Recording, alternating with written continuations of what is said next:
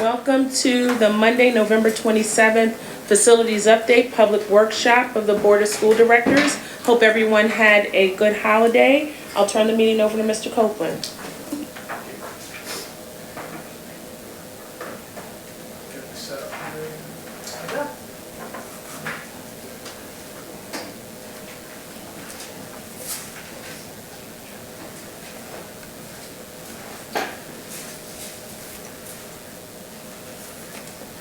Or maybe I won't. Okay, thank you. You're welcome. Good evening, everyone. I hope everybody had a restful and happy and edible Thanksgiving break. This evening, what I'd like to do is to review with the board and the public the feasibility study that the board commissioned on 1860 Montgomery Avenue, otherwise known as the Islamic Foundation Center.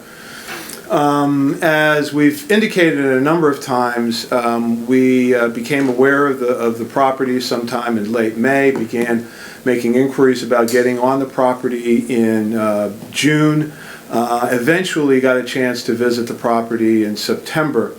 There are some challenges, but we, with the board's permission, engaged some of our professionals, our architects, our construction manager, civil engineers, and so forth, to take a look at the property to see what the feasibility of it was moving forward. We also indicated at the time that what we were not going to do was to go through an entire feasibility program if we found that getting to a certain point it said, you know what, this is not going to work, we'd sort of come back and say so. So that's where we are now, and we've got some updated information to provide for the public and the board. As this indicates, this is a public work session on facilities. While the administration may have recommendations on next steps, it's not our intent to make any final recommendations, and we don't expect the board to make any final recommendations this evening. By looking at this property is not an indication that this is the only property that we're looking at. So I just want to emphasize that we're looking clearly just to see what the feasibility is of this particular piece of land. As it says, this is the public work session on facilities. At the last minute I tried to find out just how many that was. It's been a number of them, so we march on. I want to look at the, as an update, look at the overall site plan, look at the elementary school prospects, if you were to build an elementary school there, the middle school prospects, as if we were going to build a middle school there, what the traffic implications would be, the financial implications, and our recommendations going forward. With me tonight, of course, is Mr. Pat Gannan, who's Director of Facilities, also Damian Spar, who's our construction manager, Tom Gilbert, who's the architect. The architect is sort of the quarterback of the professionals. In addition to Tom, we have civil engineers and other folks who participated in this. So as I go through this, I may call on them to provide their expertise, which far exceeds mine. So just to get started, this is an overall contour view of the land. And I wanted folks to see that because where you see at about 11 o'clock, that's the largest part of flat land, and then the land and then the area in the center is fairly flat, but the others hold some challenges in terms of contours. If you look at about 3 o'clock, you can indicate that's the entry. So all the way at the far end of 3 o'clock would be Montgomery Avenue. And then that is the long ground going forward. Actually, the contour is, it's about a 40-foot slope, is it, Tom? Somewhere between 40 and 60. 40 and 60, which is actually less than I thought looking at it from the road. So that's the overall land, about 21 acres. Yes. And my recollection was about 12 of it is buildable. That's correct. Okay. This is a picture of the land without the contour drawings, and you can see the driveway going up from Montgomery Avenue. This is all existing topography moving forward. And then this diagram shows the existing buildings that are on the land. So if you look dead center of the large piece, that's where the existing mansion, which is about 100 years old, sits. At about 1 o'clock and 2 o'clock are dormitories. The property had one time been used as a junior college, and so there were actually dormitories on it.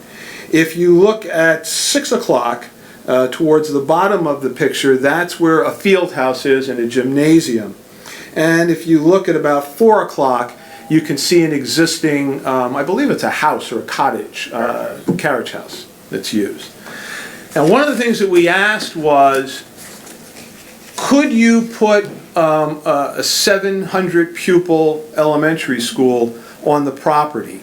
And we're going to update that in a little bit, but that's what the professionals were asked in the beginning. So this slide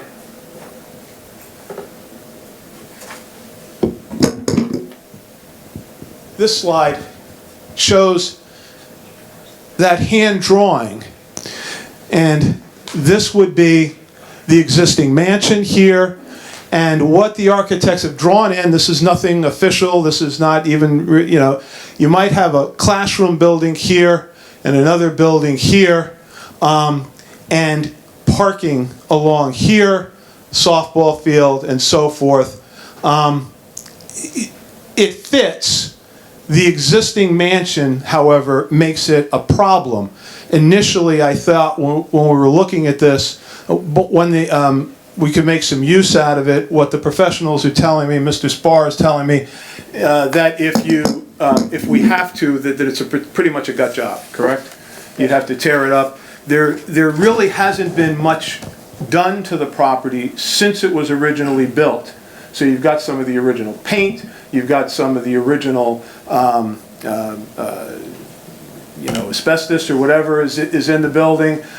So you'd have to get that all out. The rooms are set up as living quarters and really haven't been changed. And their initial look is you're probably not going to be able to make much use of it. So that added to the expense, or would add to the expense of using the property if the mansion stays. Why do I say if the mansion stays? Well, right now the mansion is listed as a Class 2 historical site, which gives the owner the ability to take it down. If, as has been suggested, it's moved to a Class 1 historical site, then it can't go anywhere. I should also hasten to add that from what I'm told, the one piece of the structure that has been changed is the roof, and the original roof was copper. So we would be concerned if somebody said you had to keep the mansion, you'd have to return it to its copper roof. Anybody who, I mean, you get that. That's expensive. Okay. So we began to look at the actual numbers of students. We got our new enrollment report from our demographers, and that will be presented to the public. Both demographers will be coming out December 11th to present their report. We wanted them to be able to come out together, and one couldn't make it when we needed them. So, but we took a look at the highest projected enrollments of one of the demographers. Now this is a busy chart, so let me walk through it. Here's what we've done. We've said, well, if you were going to make all of our schools a K-6, which is what was suggested, why a K-6? Well, looking at this, we said one of the benefits to the property is if you made all of our elementary schools at a K-6, that would mean you'd build one school, relieve the pressure on the middle schools, and basically kill two birds with one stone. The other alternative was a 5 through 8 middle school, which also would take the 5th grade out of all of the classrooms and relieve the high schools, the middle schools, so that you'd have 3 5 through 8 middle schools of about 1,000 students apiece. So if we look at the K-6 issue, what we've done, take Belmont Hills at the top. We've said, okay, the schools reach their highest projected enrollment at different times, So we took 2021 because there were a number of schools that reached their highest projected enrollment at that time. So if you look to the left, you see that's Belmont Hills Elementary School. And then where it says total, you see 608. So that's a projection of if you took the sixth grade and left them, or the fifth grade graduating and left them at Belmont Hills, you'd get a population of 608 students in that elementary school. And then we said, okay, if we were going to get the optimum capacity, how many students would have to come out of that building to take it down to the optimum capacity? The optimum capacity is about 491. We would have to take 117 students out of the school to make it a K-6 school. All right? And we also looked at what it would take if it was just the LMSD capacity. And these are from the Gilbert studies. And we said, well, you could take 70 out. But when you take 70 students out, what you are left with is a school of 538 students.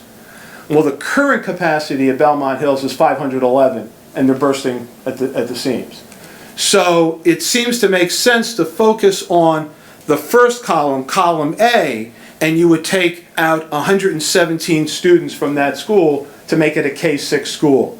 And you follow all the way through that, and you can see that Kinwood would be 108, Gladwin 203, and so forth, all the way down to Penwyn, which would be 339, to get it down to a population of 626. 626 is about where they were a couple of years ago. 491, which is about where Belmont Hills, as an example, was just a couple of years ago. So if you do that, that presents us with the next problem, or the next hurdle to overcome.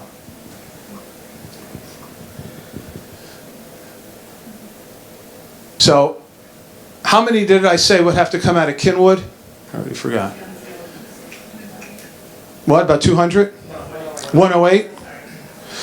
So, here's Kinwood, and this darker area is the walking zone. And this is the walking zone of each of the elementary schools. The darker area, this is the walking zone of Penwyn. This is the walking zone of Penn Valley, of Gladwin, Marion, the walking zone of Belmont Hills, and the walking zone of Kinwood.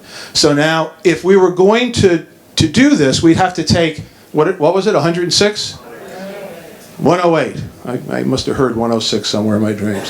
So I have to take 108 students out of this area. And if they were going to come out wholesale, they'd have to go to there. If you took out of Marion, how many was it? 171 has to go over here. And the problem with it is you end up creating almost donuts and donut holes throughout the district. The other way to do it is to say, okay, you sort of move to the west. So 106 come out of here. Well, they'd have to go somewhere. So if they went into Belmont Hills, that means Belmont Hills would have to lose the number of students it needs to lose plus the students who go in. Even if you split the students between Kinwood and between Belmont Hills and let's say Marion, that's still 50 students or so each, and then that would be added to the total of students that would have to come out of those schools and move to the west. So it provides some significant challenges.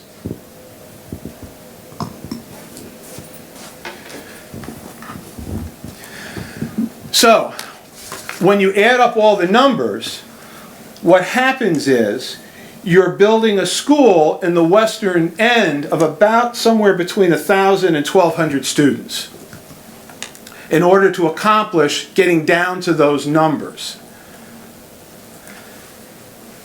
Okay, so we took the 2020-2021 numbers and said the highest projection of the K-5 enrollment is 3986. The highest projected grade 6 enrollment is 794. So this K-6 enrollment is 4780. The current elementary optimum capacity is 3675. So the new school enrollment would have to be about 1,100, and if you gave it the same 10% sort of utilization factor, we'd be up to about 1,200. So that's one of the issues that we'd have to take a look at. We took a look at all of the K-6 issues, so you'd have significant redistricting at the elementary level. You'd also have to redistrict at the middle school level. So what would happen is you've got now 7 elementary schools, and I say hypothetical breakdown because it's hypothetical. You'd say, well, Kinwood, Marion, Penn Valley, Penn Wynne seem like they make sense to go into Bala Kinwood Middle School. At Welsh Valley would be Belmont Hills Elementary, Gladwin, and the new school.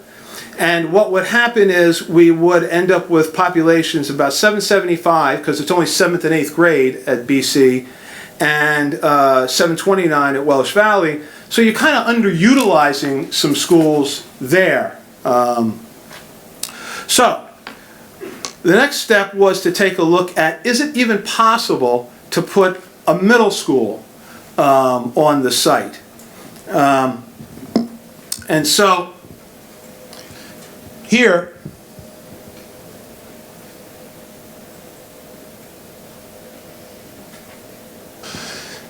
this represents, I think this is just Bala Kinwood Middle School, correct? That's correct. We just took Bala Kinwood Middle School as an example, and so what if you put it here?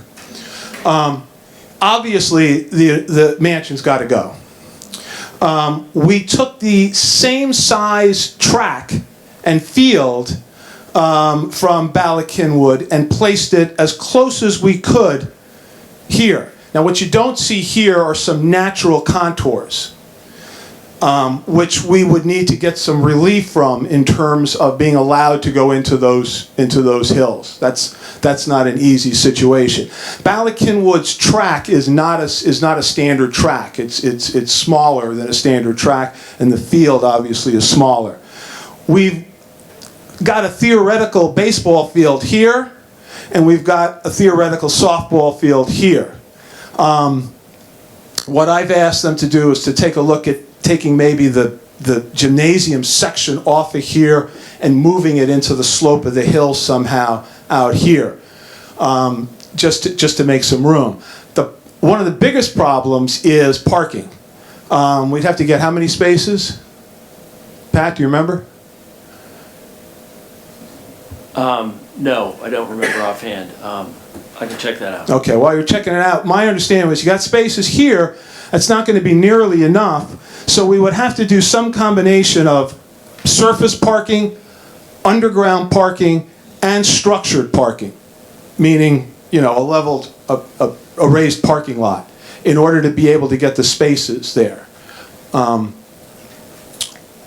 Why pursue that? Well, by pursuing that, if it's large enough, if it's a large enough area to get a 5/8 in, we can go back to looking at the area as a possible middle school. The most likely elementary schools would obviously be Gladwin and most likely be Penn Wynne Elementary. Kinwood is probably not going to, you know, it's next to Bala Kinwood.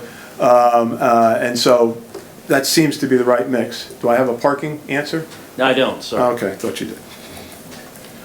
All right. So we did want to take a look at that. Let's take a look at traffic. This is a traffic study that was done in 2016 by PennDOT, and it shows the peak times and the amount of cars that are going through. It looked like a lot to me, but actually our traffic person said that that's a doable amount of cars going through at that particular point in time. However, we have other issues around traffic, and that's getting in and out of the property. Pat, you want to just go through that a little bit, please?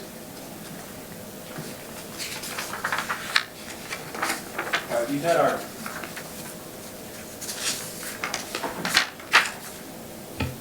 There we go. We've had our traffic engineer take a look at this on a preliminary basis, and investigation continues. But a couple of things have become very clear. This slide shows the location of the driveway to the site where it meets Montgomery Avenue. We would definitely need a traffic signal at that location. We would probably need to change the driveway as is shown there so that we have separate lanes going out, so you can make a left turn and a right turn simultaneously. In addition to that, we have determined that the sight distances in either direction at that location are adequate. However, it also appears that we're going to have to put in a left turn lane on Montgomery Avenue to turn left into the site, and perhaps even a right turn lane going from the top of the picture to the bottom of the picture, a right turn lane into the site. And then again, as I said, the left turn lane would be if you're going from the bottom of the picture toward the driveway, to allow people to turn left into that driveway and still allow traffic to go through the intersection.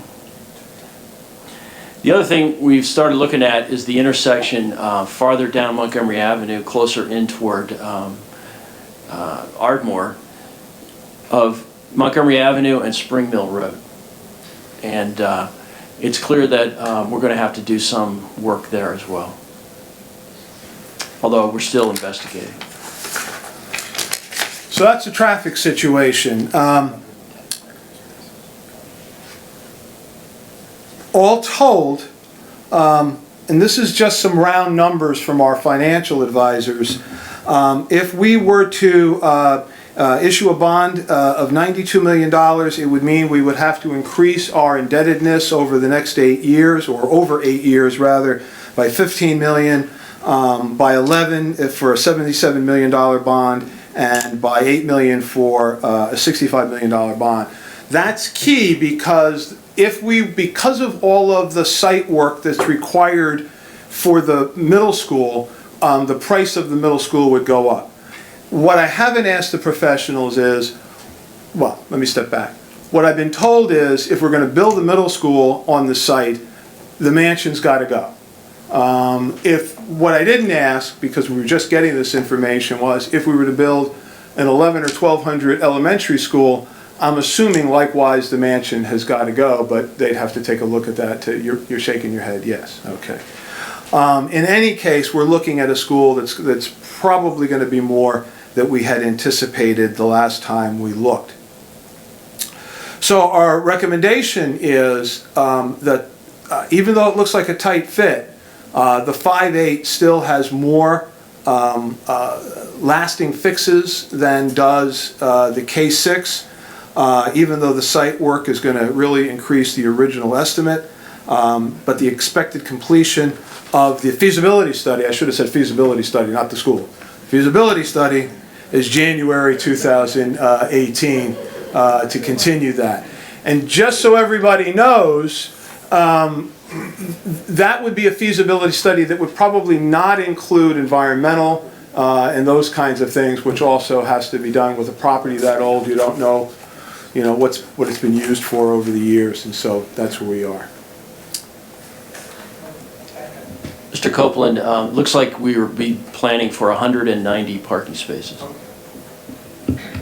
Thank you, Mr. Copeland. I'll open it up for board questions at this time. Start to my left. Mr. Fetterman, anything?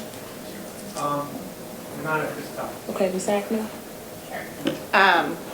Can you talk a little bit about the operational costs of a K-6 or a 5-8 in terms of staff, teachers, facilities, or, thank you. We did not do an operational cost for an 11 or 1200 pupil elementary school.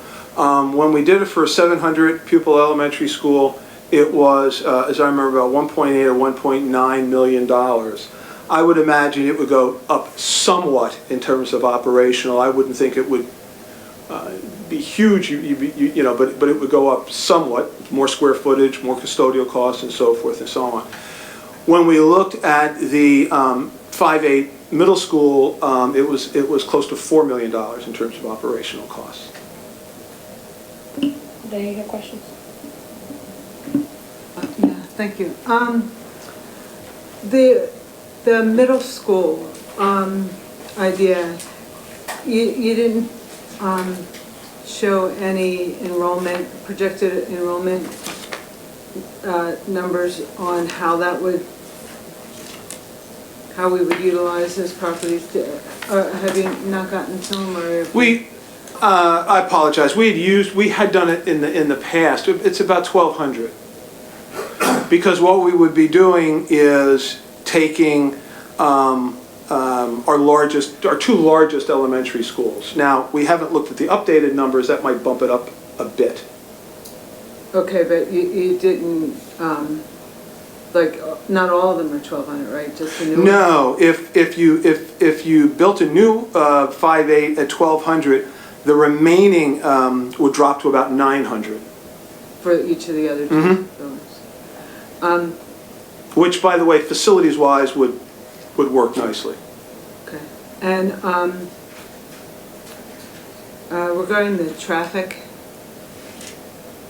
is there any advantage to adding a driveway that exits on Stony Lane?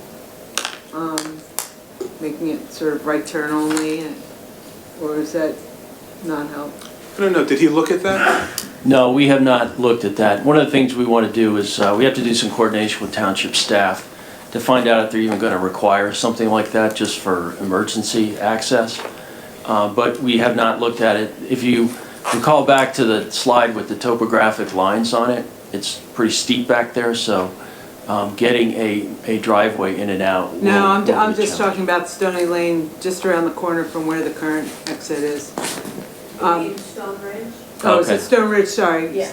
Sorry. No, we have not looked at that. I think I understand what you're talking about. Yeah, because because the property is so removed from the road, I would imagine we're gonna need two means of egress in the event that a tree falls across the, across the entrance to the main drive. I don't know, it's just a thought that came up.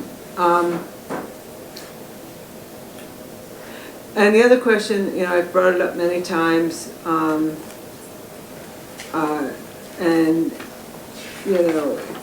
I'm just going to throw it out there today just for the heck of it, and that is the possibility of having different buildings with different configurations, so that maybe some of the buildings are K-5 going to a middle school that's 6-8, and some of the buildings that are K-6 going to a 7-8 middle school. It's not ideal, obviously. No one wants to do different things with different students, but I think so long as the curriculum is comparable, and we can provide appropriate education to everybody, it might be a way of better utilizing the space. Bobby had mentioned if we did the elementary school rather than the middle school, you remarked that the middle schools, then we would have capacity in the middle schools but no students there. And it just might be a way of maximizing capacity throughout the district. And I don't know, it's just another way of looking at this that may or may not work or have value, but I think we are really in a jam, and I think the more ways and the more things we look at in terms of how to solve that problem, I think the better off we'll be. Yeah, I mean, as I've responded, we can look at all kinds of permutations, and what I would need is some sense from the board that that this is the way you want to go, because we're putting a significant amount of time and effort in trying to crunch numbers and make sure that we've kind of got them right. We were looking at the K-6 and we were looking at the 5-8 because the 5-8 we knew was going to, in essence, solve, I think, most of the issues we have and give us the most of the long-term room that we needed. The K-6, as I had indicated, once you go into that 7th attendance zone, you're really cutting off, you're making things tight. Frankly, they were tighter than I thought. If we looked at different permutations for different buildings, one of the things we realized is that you may not be able to then not avoid building at certain places or in others. But if a mixed use is the way we want to go, we can go that way and take a look. Just one other quick question, just regarding the middle school and the track. The track might actually be an easier thing to share with Harrington than field, so maybe we don't have to try and squeeze a track in there, and maybe we try another athletic field and just have track workout down at Harrington, because as it is, we're going to have, if it's a middle school, kids going off site anyway, so maybe that might be just a better way of doing it. Okay, thank you. I did have a question, and then I'll keep going around. So in terms of the breakdown of cost, I think the last meeting we talked about the approximate cost of property, construction and site work. Do we have those numbers to revisit? Is that something that we can, I know you gave us kind of a range of things that we need to consider in terms of large numbers, but is there a bit of a breakdown? Based on your first-hand inspection, Mr. Spar, you want to, I think you ended up, the range for the middle school was? We ended up currently with the range of the middle school being in the $87 to $94 million range, before your caveat of the increase in site work. And that at the time was for 1,200 children, which I think got us in the 5 to 8 range. So are you still comfortable with 94 being the top end? I would hope so, yes. And that, I'm sorry, that does include acquisition okay. at, as a plug number, $15 million. Okay. But does not include the road work or? We have a significant amount of money in for site work. Okay. I think. Site work, I thought, was about 40% of the. Well, we had about $8 to $9 million in for site work. Okay. And Mr. Morgan pulled out some historical costs and was able to show me that Harrington and Lower Merion High School had even higher levels of site work, which you would expect for a high school or versus a middle school. But I still, that's the number that I'm most concerned about, okay. That site work number varying. Okay, the variableness of that. That's correct. Okay, thank you, Mr. Spar. So I'm going right around. Ms. Pollard? With the numbers that we've been hearing for site work, what would it cost? We would have to get more buses, right?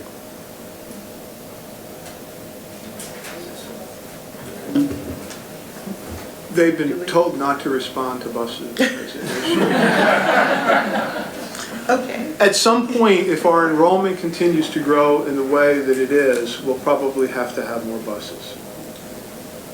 And also, with our schools busting at the seams as they are right now, how long would it take if we went forward with this project? How long would it take for it to become a reality? 5 years.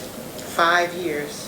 If you consider purchasing the land and going through all of the zoning, if that, and bidding, if that gets you to 2 to 3 years, and you have at least 2 years of construction.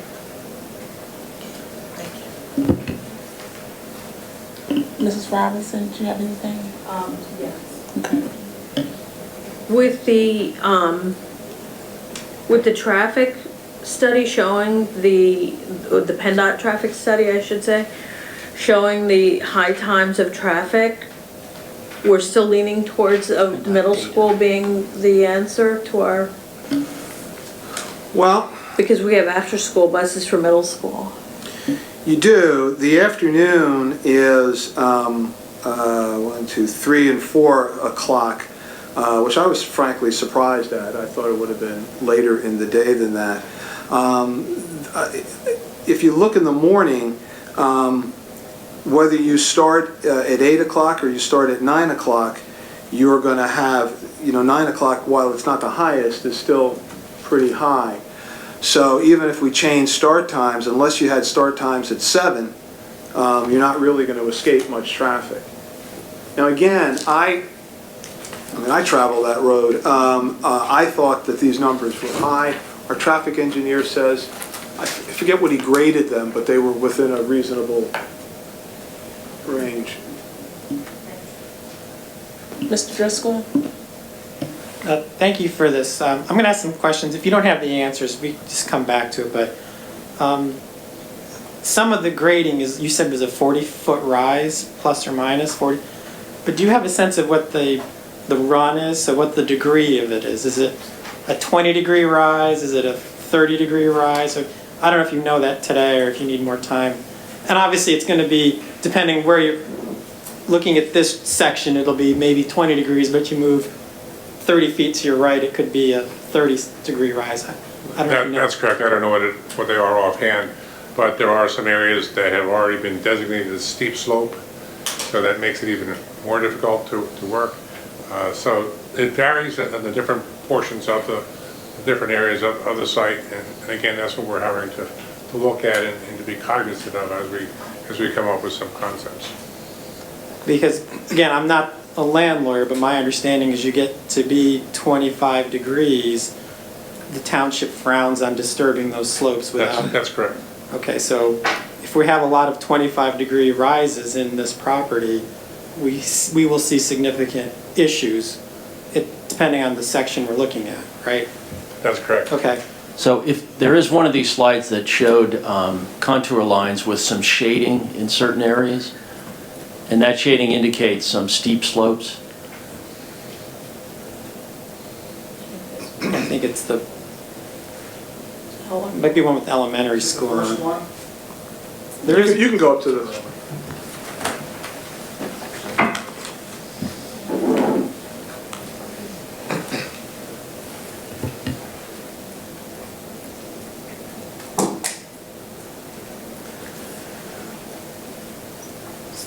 so. Go to the first one, Pat. I think you can show Well, there's that. shading, that's what. Oh, is that Okay, what you mean? this is the shading I Oh, was, this is the, just, So Pat, as a rule of thumb, looking at this slide, if it's shaded, gray or dark gray, we believe that's going to be a steep slope that we can't touch. the light shading is 15 to 25% slope. The dark shading is greater than 25% slope. And it's percent slope is the way they look at it. Thank you. So the teacher parking in this drawing is it's right around, it looks like a significant steep slope in the upper right corner there. Am I reading that correctly? That's correct. So building that teacher parking lot could be difficult. We don't know, So some of the things that we're going to have to look at is that some of the steep slopes are man-made. That when they built the dormitories and they graded the site, they made steep slopes, especially in the play area and the 11 o'clock. You see that dark band around the field. They regraded that field so that it was level, and then they made more steep slopes around it.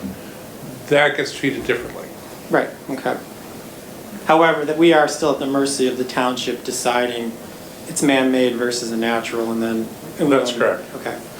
I'm going to jump to the next slide, the enrollment numbers.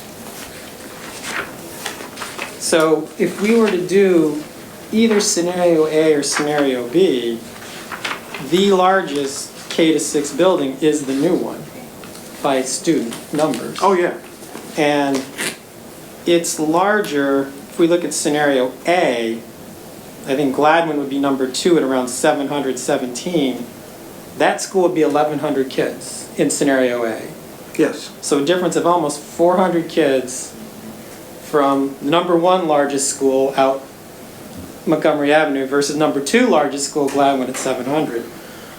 So my concern is, since we're only taking about 200 out of Gladwin, we have to get 900 kids out of the other 5 elementary schools, plus or minus. It depends on how, if you redistrict, you redistrict. If you're taking 200 students out of Gladwin and you're moving them, and if you're acting in the same like way, and Gladwin in essence is kind of easy because it's in the area. That's an easy one. The question is, when you take students out of Belmont Hills, do they then go into Gladwin, or do they come out as a group and travel to the new school? I'm going to restate what I heard. There'll be a divider line between the new school and Gladwin at some point. Somewhere, there'll be a divider line. Could you put the map up, Pat? Yeah, go ahead. So, I mean, there'll be a kind of cutting, I don't know, down the page. But to pull more kids out of Gladwin. Something along here. Is that what you mean? Right, okay. But, and then you're taking kids out of, let's say, Penn Valley and Belmont Hills and pushing them up into Gladwin to refill it. Well, as I said, I can only think of 2 ways to do this. You either take a group of kids from here and you move them here, or you take a group of kids from here and you move them close by, and then that causes, in a cascading effect, even more students to come from here to go here. I guess you could do it a combination of ways, but I know of only those 2 ways to redistrict. Yeah, I guess I'm... See, the interesting thing is, for the most part, except for some anomalies, the district is fairly contiguous. You know, things are kind of close together. So the question is, do you want the contiguous nature to remain, or are you okay with taking students out regardless of the contiguous nature? Well, I guess sitting here today, I'm kind of loath to do the donut option. I don't know that it's right to go into a Marion or a Kinwood and say, you 100 kids are no longer in your neighborhood. And not only are you not in your neighborhood, especially speaking to Kinwood, you're going cross township. I mean, you can't get much further west without and still be in this township. So my next question has to do with this. I do have to ask this question on the breakdown of K to 6. You have 4 schools right now. I know you're not done. This is just a first cut. 4 schools going to Ballackinwood, 3 going to Welsh Valley, I think. Ballackinwood still keep. Are you talking about the middle? You're talking about the redistricting for the middle school? Right. How you get if you do the K-6 out in the west, how do you get those 7 elementary schools into 2 middle schools? So right now, I mean, granted, I realize we're not done. This is just a first cut at this. Kinwood, Marion, Penn Valley, and Penn Wynne go to BC. Belmont Hills, Gladwin, the new school go to Welsh Valley. My question would be, Penn Valley, would it, on high school, return to what its current pattern is, which is a high percentage of Penn Valley is compelled to Harriton, and only a subset of Penn Valley lives in choice between Lower Marion and Harriton. So would if you were an original Penn Valley kid who then went to Ballackinwood, would you then revert back to the scenario we have for high school today? How's that for a compound question? It's a great compound question. It's not one I'm prepared to answer. That's fine. I didn't say you had to. That's a K-6 impact we hadn't gotten to yet. Okay. But you are very right that right now, the Lower Marion School District has fairly contiguous neighborhoods, and with the number of elementary schools feeding into the number of middle schools, fairly logical feeder patterns, and then some accommodations that are made at the high school level. If you wanted those current to stay, then yes, there would be another redistricting back to original high school lines. Okay. I promise I'll be done soon. If we could go to slide 14, the ingress and egress to Montgomery Avenue. So where that's located, so I'm trying to get, coming up Montgomery Avenue, going east to west, it's like going from 6 o'clock to 12 o'clock on this drawing. Correct, although to make it even more complicated, at that point Montgomery Avenue is more north-south than it is east-west. Fair point. Agreed. My question is, again, I'm just eyeballing this. Where the current driveway is 50 feet into the edge of that property line, 100 feet.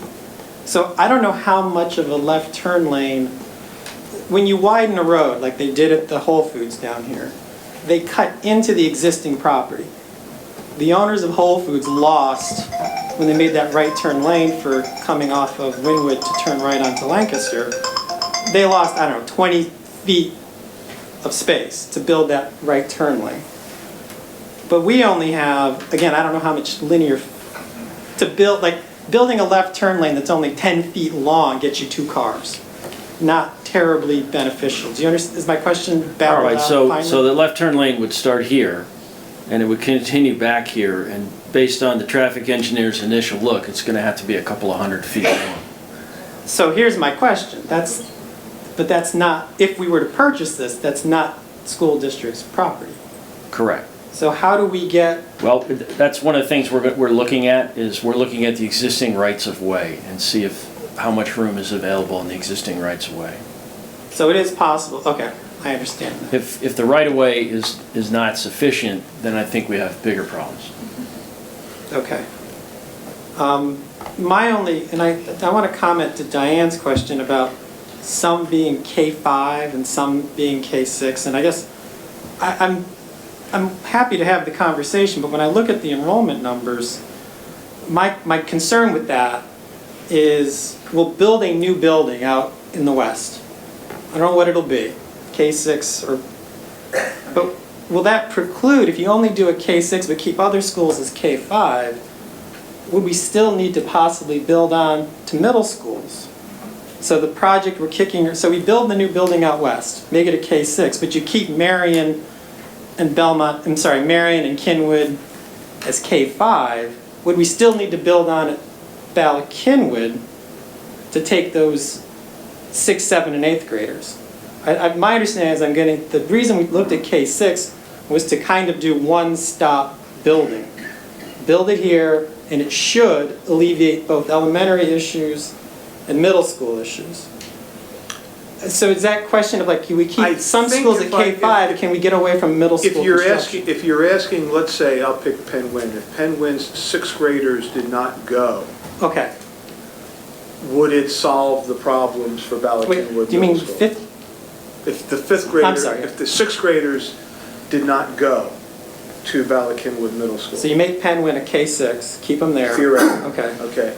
Would that save you from building at Ballackinwood? Is that your question? Yeah, something to that, I think we did look at that, and the short answer was no, but again, the board tells me you want us to look at that, we can crunch those numbers. I'm just trying to, I guess part of my problem is at some point you have to pick a school, pick on Belmont Hills and say, it's going to stay K5. Just, then, which school, then you look at Kinwood, we'll keep that K5. And you look at Marion, we'll make that K6. And I don't know how you, between 6 schools, pick and choose which one's a K5 and which one becomes a K6. Let's take a theoretical example. Okay. Pick a school, let's say Penn Wynn remains K6. In order... Wait, it remains K5 or you keep the 6th graders in? You tell me what you want it to be. I'm sorry. Don't hate. I'm on your side. If we were to make, I think you got to get the 5th graders out. If you're going to avoid, from my understanding today, if you want to avoid construction at Penn Wynn, the 5th graders have to go somewhere. So let's pull the, Or yeah, go a ahead. group of kids other than 5th graders. So if you put the population map back up. So theoretically, let me just throw out a hypothetical. So you leave the 3 Eastern elementary schools K-5, and you take from all 3 of them some students. What the number is, I don't know. And you move them west. So you then use them to populate Belmont Hills, Penn Valley, Gladwin, and the new school. Then Ballackinwood, so you get these 3 elementary schools stay K-5, and Ballackinwood stays 6-8. And then the 4 new schools, or the 4 schools remaining, would be K-6, and Welsh Valley would be 7-8. I've been playing with these numbers. I wasn't playing with them with the new demographics. But you helped out understanding, like you can, the fundamental question is which schools stay K-5 with some redistricting, which schools become Right. K-6. Because I understand your point, but we got to say this school will be a K-5 Right. and this school will be a K-6, and then redraw lines or do whatever it is we're Well, going to just, do. which school, give me a hypothetical, which school becomes K-6? So I think if I understand Diane's point, we would make Penn Valley, Marion, and Gladwin and the new school. No, Penn Valley, Belmont Hills, Gladwin, I'm sorry. and the new school. Follow what she said. Would be K-6, Yes. Yes. okay. And And then it's- where would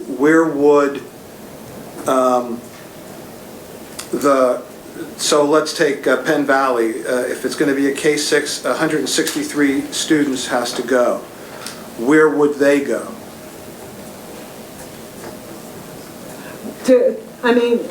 So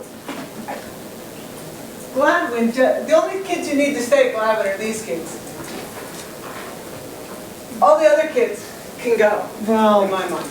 I'm just playing with numbers. There's no perfect, we have to figure this out, assuming we were to go down that road. But, so you keep the walkers and move everybody else west, and then maybe you take a little bit of this and push it this way, and a little bit of this and push it this way, and maybe a little bit of this and push it this way. Maybe Narberth gets returned to Penn Valley, and all of this goes to Gladwin. It's... Oh, that's basically what I said. Yeah, before. yeah.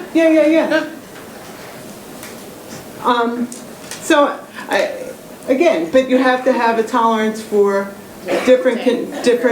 Well, no matter what we do, we're disrupting feeder patterns. But what you need a tolerance for is different configurations. all right. Well, that helps me understand. I guess we have to figure out the numbers and see where this is going. We'll have to see if we really have such a disparity. I agree with you. I have faith in your administration and staff, but to set it up to be so different is going to be a challenge. So my last question, and now I just forgot it. I had it. So can you hold it and then I'll come back Yes, around? I Thank you, will. Dr. O'Leary. Do you have an updated number on what the price tag on neighborhood stabilization? We was? don't have an updated number. We do not. We have not applied that to the new enrollment. The board president asked me that this afternoon, and we are working on that. We hope to have that by Monday. Okay, and then the other question is the Class 2 or Class 1 status. I'm looking at ordinances, and the commissioners are required to have a clear and public process for how they figure out what's a Class 1 and Class 2. So what do we know about the clear and public process?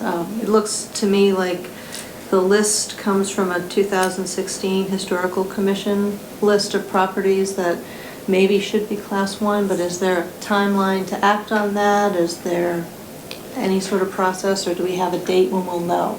I think, Mr. Ganan, you're into historical stuff. I think the shorter answer is we don't really know. I could have said We do that. know that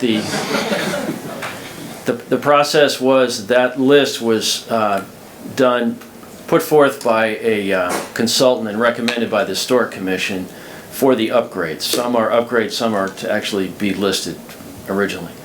The next step, as I understand it, was to go to the Pennsylvania Historic and Museum Commission and have them validate with what they call a determination of eligibility that these could in fact be Class 1, because the definition of a Class 1 is that it's eligible for the National Historic Register. Doesn't mean it has to be on the National Historic Register. The building we are sitting in today is a Class 1 resource. It's eligible based on Secretary of the Interior standards or whatever. Once that's done, it's my understanding that an ordinance change has to be done, and then they have to go through whatever process they normally go through for changing ordinances. But I don't have a timeline. So if you were to purchase or work on the property before that's done, can you just move forward, or, I mean, because we need to make decisions yesterday about these things. So what are we supposed to do? So as I understand it, an owner could apply for a demolition permit and get the situation moving. We have no standing in that.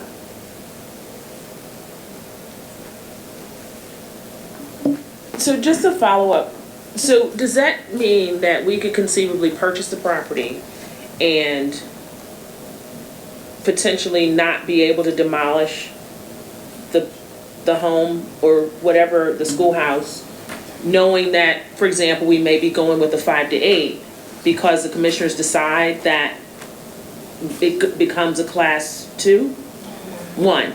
I think that's more of a question for our solicitor, because how we would take a stance on that, I'm not exactly sure. Clearly, we don't want to, if we're looking at doing, I think, what would be in the best interest of the district, which would be not to have the mansion there, how we go about that to protect ourselves is something I think is really a Ken Roos question. Okay, great, thank you. Mr. Fetterman? Yeah, thank you. I have a comment and a question. One, in just listening to all the comments and the very informative presentation of this situation we're in, I think it's important to note that we're kind of, I realize we're leaving no stone unturned in trying to figure out the solution to the enrollment growth problem that we have. And that there are certainly we could find infinite possibilities, but my overall, and I realize we're not here to decide anything tonight, but just in discussions and listening, it seems to me that my gestalt sense is that Diane's suggestion that we consider different structures or different grade levels depending on the schools, and have some K-5, some K-6. To me, that's my gut instinct is that's unworkable, unless it's an extreme situation that requires some desperate measure. My other instinct is that the K-6 creates far more problems than it solves. That's just my overall sense of what I'm listening to. And the question that leads me to a question concerning the 5 to 8 third middle school, which I believe is elegant in its simplicity in solving all problems if in fact their site was possible and it was financially doable. And my question to you, Bob, would be, using the BC footprint on that property, was that just sort of to give us some kind of scale? And it's not something that an architect has even really eyeballed yet in terms of how they would build that. No, it was just to say, here's a school similar size, here's where it would go. As I indicated, Dave, for instance, I've asked them already to take the gymnasium part out, Right. put that, maybe make some use of the hill that's there, and then that gives you some extra flexibility with the design of the building. You also have probably the ability to go up. You could have 3 floors easily there with a bottom floor. I think it just, if you square it off, I think it offers more opportunities. The biggest expense is really that was the bad thing to say. An expense that I'd rather not do is the construction of all of the parking. And so forth, when you're going underground and then you're building structured and so forth and so on. It's not a perfect site, by any means, but I wanted to try and see to what extent it could really be used. And one of the comments, just one. I just wanted to follow up on one. Okay, if you just let me just, one thing I was thinking, one, in the just in terms of the track, just as an example, you could, I know we use the Ardmore baseball fields for Lower Merion, correct? The Ardmore, South Ardmore Park. And if you took out one of the, I guess either the baseball or the softball field, could you fit a regulation-sized track with a football, soccer, lacrosse field in the middle? That's one question in terms of that, as a middle school site. You know, instead of putting a baseball field and the regulation-sized track, would it fit? That was my only question. And the second point I had, the second question I had was, I completely forgot what it was. So it must not have been important. So if it comes to me, I'll email it to you or something. We did look at a full-size track there. What are your thoughts, Tom? Well, you know, obviously the larger the field, the more difficult it is because you have more grading in order to get a flat surface for it. And then it's, as Damien says, with enough money you can do anything. It just adds to the adds to the cost of the project. I think you know, we can check on the concept of a shared use at Harridan for track. We probably couldn't, shared use for softball or baseball, I'm guessing would be impossible. So that's a possible shared use situation. We could look at that. I checked out, I just saw the Gladwin, I just Googled Gladwin fields because I know they have, the Gladwin Park has a baseball and a softball field that also Harridan is used from time to time, or Lower Merion is used, I think, from time to time. And that's like 4 miles though, which is fairly far. I'm just, Tom talked about money.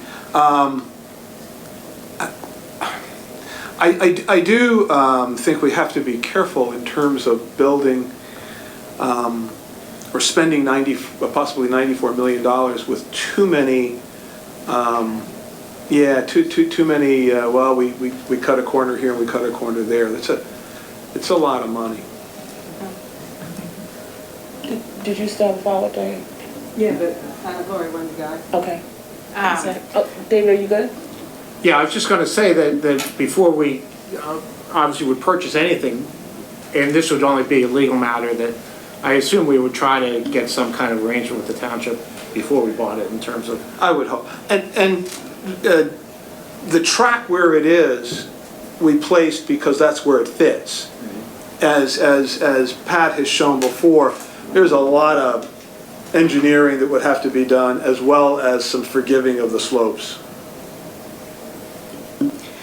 I guess I just wanted to say that I'm very interested to learn, as we learn more about the 5 to 8, the spot redistricting that the K to 6 would require from every neighborhood, I think would be challenging, and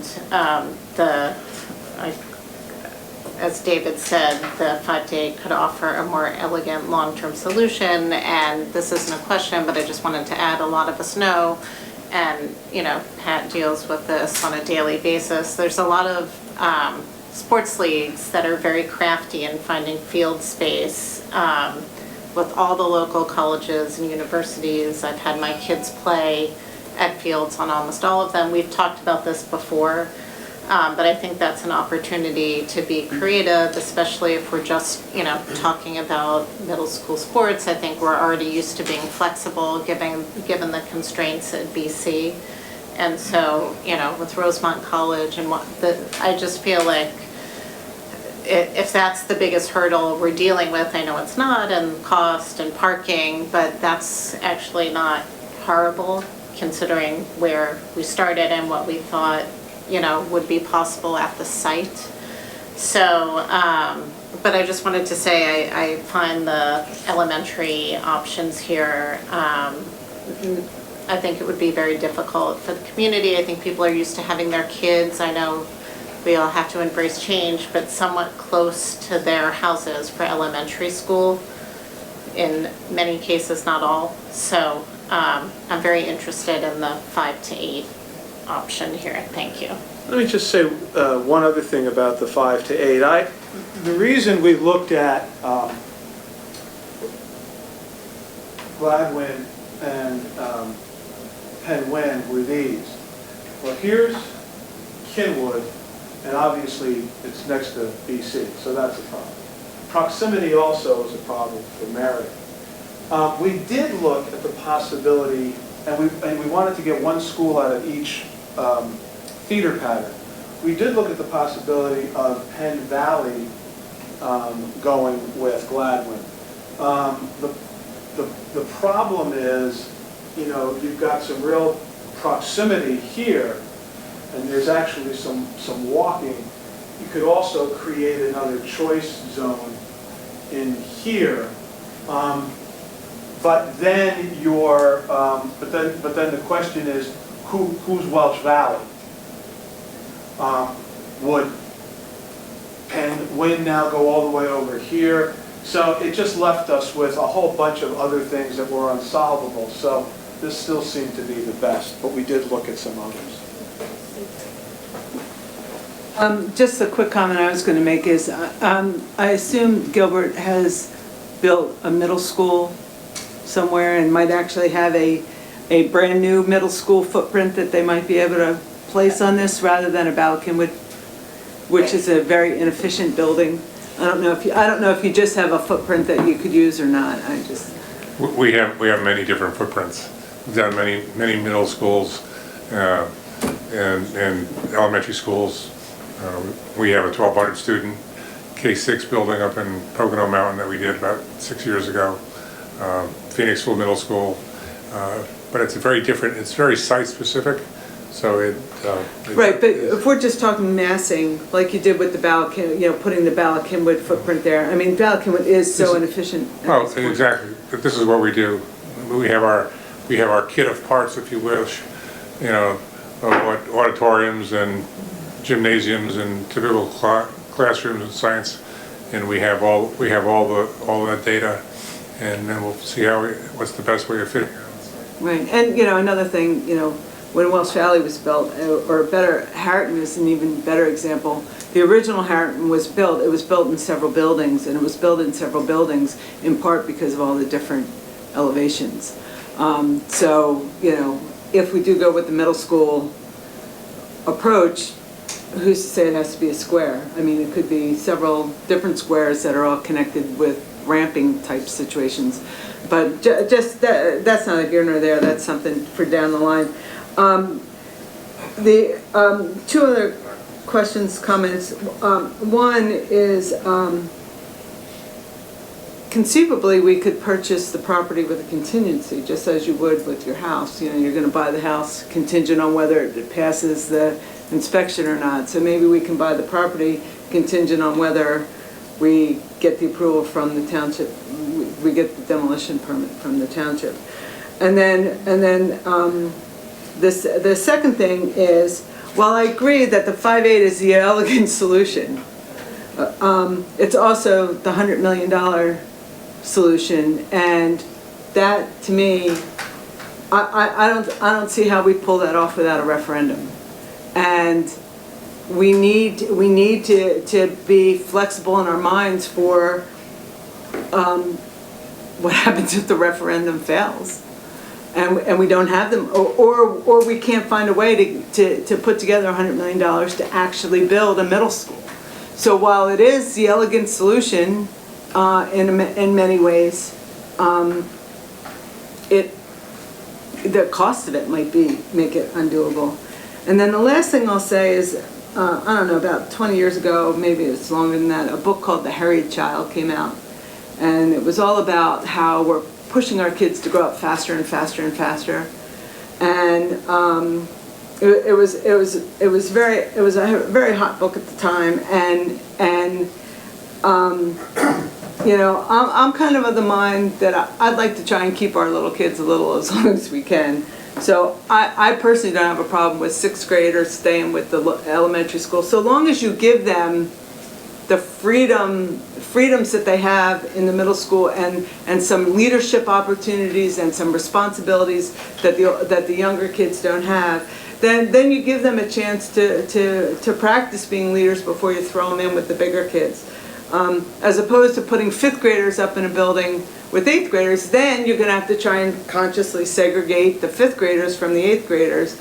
And I would rather have a sixth grader on a bus with a kindergartner than a fifth grader on the bus with an eighth grader. That's just me. But again, all of this is,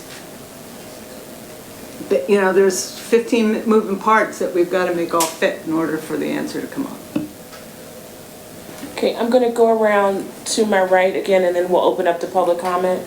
Anybody else to my right? Ms. Pollard, Ms. Robinson, Ms. Driscoll? I'll be very fast. Okay.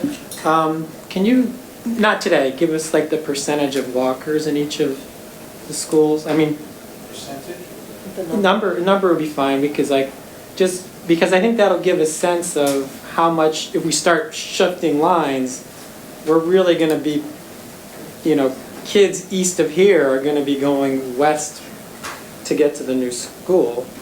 I do want to comment on the baseball and softball, and David, you're 100% correct. We do share space, but what I've heard from Lower Merion Little League, anecdotally, when we're looking at the Arnold Field master plan, was they're a little frustrated with South Ardmore Park. And the frustrations that, the Lower Merion High School baseball team sees is, because it's an open park, sometimes they get there to play a game and they have to chase somebody off of there. Not a huge deal. But the other problem that they have there is it's a heavily used park.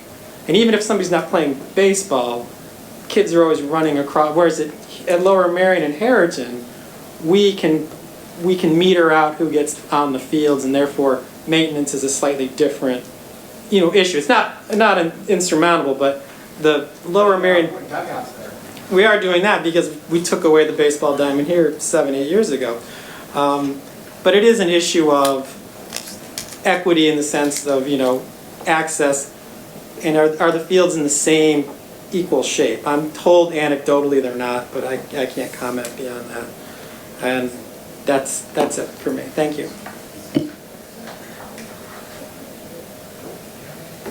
Okay, so we will open up to public comment at this time. If you could sign in with Ms. LaPera and let us know your name and generally where you reside in the district. We're gonna stick to our 3-minute time limit. What I'll do is ask Mr. Copeland to listen to a number of questions, and then we'll take a natural pause and answer those, and then we'll group them for the next half hour to 45 minutes.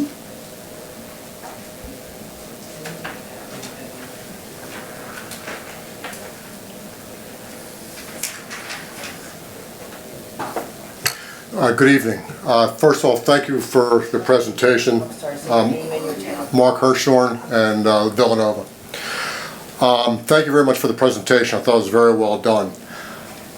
I live right near the Islamic Foundation. I can walk there from my house. And while I appreciate the comments being made about, oh, you know, you have to bus some kids over from these areas over to the west, no one ever complains about the fact that the kids in the west have to be bused all the way over to the other schools. Okay? So that's point number one. The other thing is that property, I know that there are various grades on the foundation, but it used to be a junior college, and they had track and field there, and they had other fields there.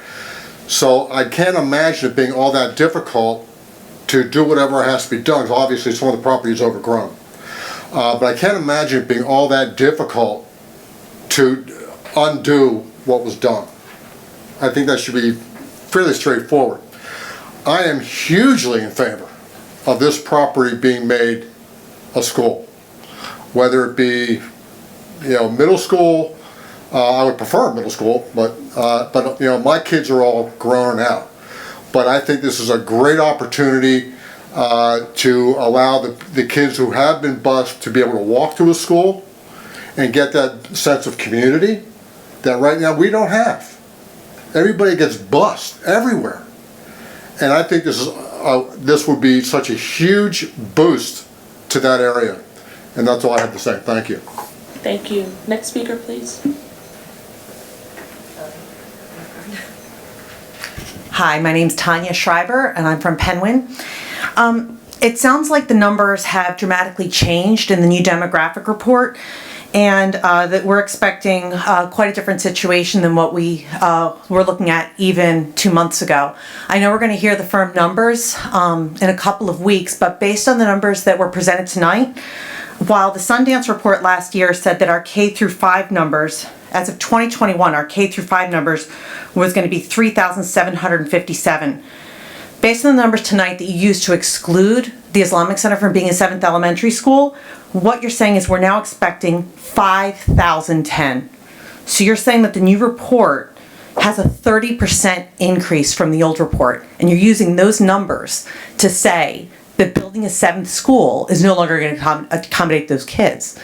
You're saying that we now have to take those over 1,000 kids and fit them in the 4 remaining campuses, since Gladwin's going to be out of impervious surface, Penguin's going to be out of impervious surface, that we can't build a 7th school so that all of those children, if these numbers are right that you presented tonight, have to fit on those 4 campuses.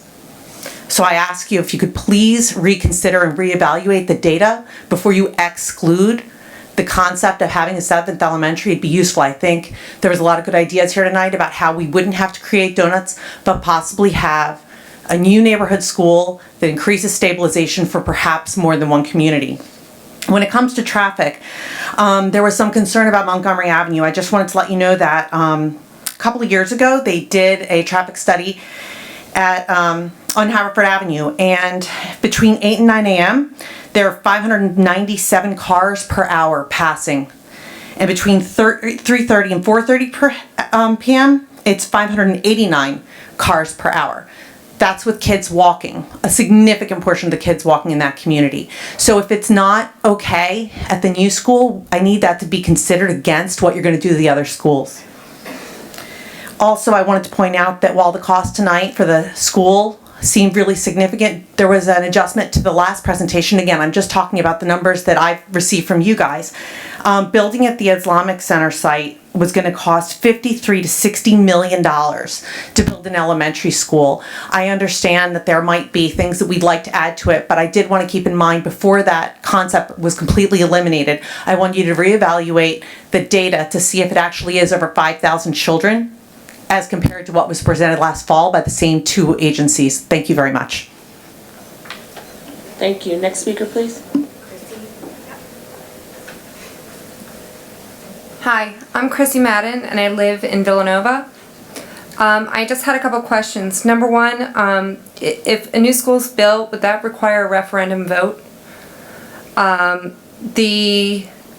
For the traffic feasibility study conducted in 2016, I just wanted to confirm that that study was conducted during weekday, non-holiday hours, like a Monday to Friday type of date. And then you discussed how many feet would the left and right turn lanes need, and it said a couple hundred. Am I confirming that that's 200 when you say a couple hundred, or are you saying like 1,000? Like specifically, what does a couple hundred mean? And I just wanted to see if I could get a little bit more information about what work would have to be done at Spring Mill and Montgomery. Thank you. Thank you for the question. So, Mr. Copeland, can I have you respond to some of those at this time? Sure. In terms of the numbers that we presented tonight, I don't recall any numbers of students in the 5,000s. What I said was, in 2020, the highest projected K-5 enrollment was 3,986. In 2020, the highest projected grade 6 enrollment was 794. So the K-6 enrollment was 4,780. The current elementary optimal capacity is 3,675. So when you subtract out those numbers, you get 1,105 in the new school enrollment. And then if you add the 10% utilization factor, you get 1215. When we ran those same numbers before we got the new enrollment, I think it was somewhere between 890 and 1,000. So it's higher, but it was still very large numbers. In terms of the referendum, I'd say that I'll leave that to the decision as to whether the board wants to do that. What we figured was that you could borrow around $90 million without a referendum, and what that would mean is we'd have to come up with about $15 million over the course of 8 years. So it's not $15 million all at once, it's $15 million over the course of 8 years as additional fund balance. It does mean that your fund balance, it does debt service. It does mean that your debt service won't retire, which we had hoped, but probably won't anyway because we're going to have to do some construction, but it will go up by about that much. In terms of the traffic study, I believe it was done on a weekday. Mr. Ganan, do you recall that? The data we used, and the reason we used 2016 data is because it was there and it was free. You didn't have to pay for it. Totally. As we go forward and we refine this, we would do updated traffic counts. It was taken on the 4th of October 2016, which was a Tuesday. And in general, yes, we do traffic counts on Tuesday, Wednesday, Thursday. Okay. And a couple non-holiday weeks. A couple hundred is about 200. Right. Yes. And And what specific work needed to be done at Spring Mill and Montgomery? It could be things like adding turn lanes. And again, we have to look and see what right-of-ways are available. Thank you. Thank you. Next speaker, please. Hi, Max Harris from Harrington High School. So I just have a quick question for the board members. You guys mentioned a lot of ideas for moving 5th grade to middle schools. So my question is, in elementary schools, classes are done with a one-teacher basis who teaches all the subjects. In 5th grade, also math is done by a different teacher. My question would be is, if 5th grade was moved to middle school, would that type of curriculum be changed, and would there be different teachers for every subject, or would it stay the same? That's a great question, Max, and we're not quite there yet. We would leave that to the administration to offer recommendations to the board, and then we consider what made the most sense. Mr. Copeland, you want to speak to that at all? so my recommendation, anytime there's a grade change, is you use that as an opportunity to look at everything you do. In my last district, we did move 5th grade into 8th grade, and we didn't say, how are we going to shoehorn the 5th grade into the current 6 through 8 model? It's why don't we take a look at everything we do in the middle school now that we have the opportunity to make some changes, and I'd recommend we do something similar. Thank you. Thanks for your question. Next speaker, please.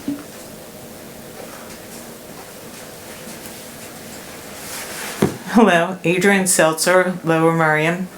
Thank you for the presentation. I was wondering, is it possible, you have these nice presentations here, that we could get them before the meeting so that we could go over them and study them a little more fully, the public, so we would be able to ask more intelligent questions, be able to go over the numbers like Tanya did, and be able to have that all prepared for when we come and talk to you. I think it would expedite the issue. I know Board of Commissioners puts out an agenda, and you can go through everything they'll be going over. And I think that would be really helpful for the public if you did that, because and it would come out like, I have signed up for all the meetings. So when I got my reminder for the meeting that was coming up, it should come with an agenda and have like these slides and everything. And I think that would be really, really helpful for the public to have. And I thank you very much. Thank you for the recommendation, Ms. Seltzer. Typically, for our board business meetings and our education meetings, presentations are made available to the public in advance. For our public work sessions, typically, we are trying to have the dialogue and conversation, so we may not always have the presentation ready. But the meetings that we have, standard education meeting and business meeting, those presentations are available often right before the meeting, if not right before the meeting or during the day at some point. And we didn't get this till 5:30 this afternoon either, so they were trying to get all the most up-to-date information for tonight, so, you know, we were responding to the presentation as well. Hi, I'm Sharon Weinstein from Penwyn. Thank you for this presentation. I'm wondering if the report itself would be available for the public to have access to online? Yes, correct.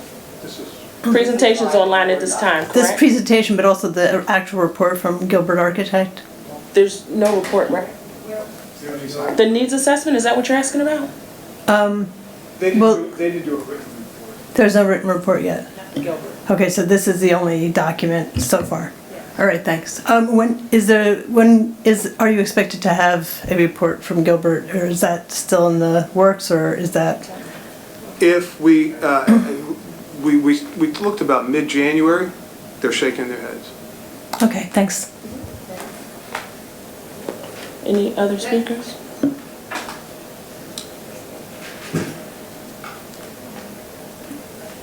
So if you're interested in speaking, please sign in at this time. We're going to close the list.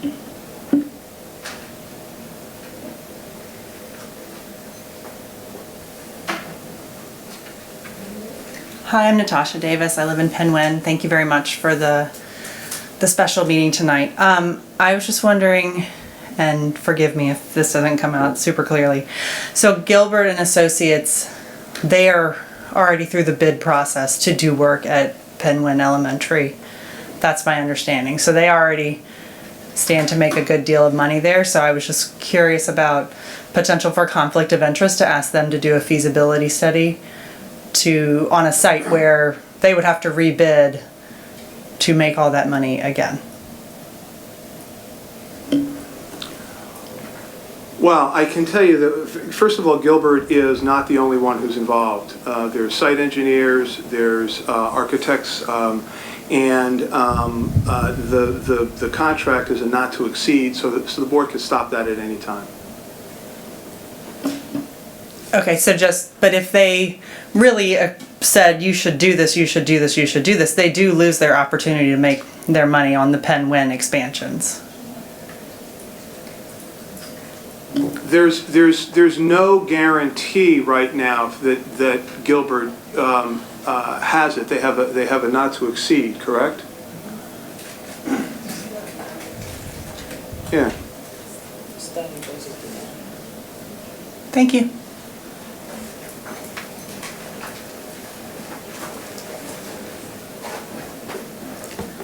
Hi, my name is, sorry.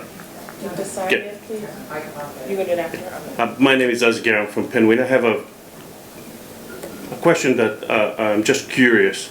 Mr. Ganan, you mentioned that there's going to be a need for an intersection with traffic light and the dedicated lanes for maybe right turn and left turn. Could you speak about what is the norm with the existing schools in terms of traffic lights that we got and left turn and right lane, dedicated lanes?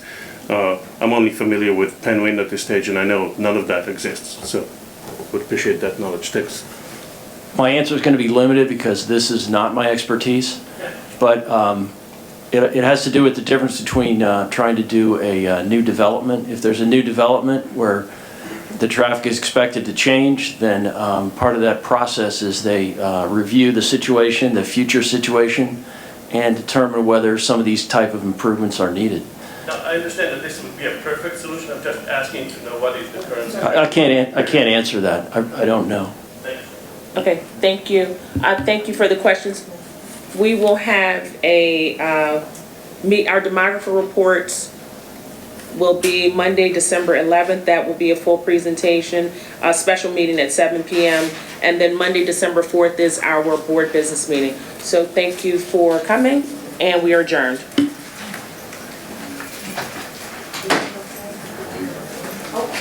I'm sorry, December 4th is the board reorganization, my apologies.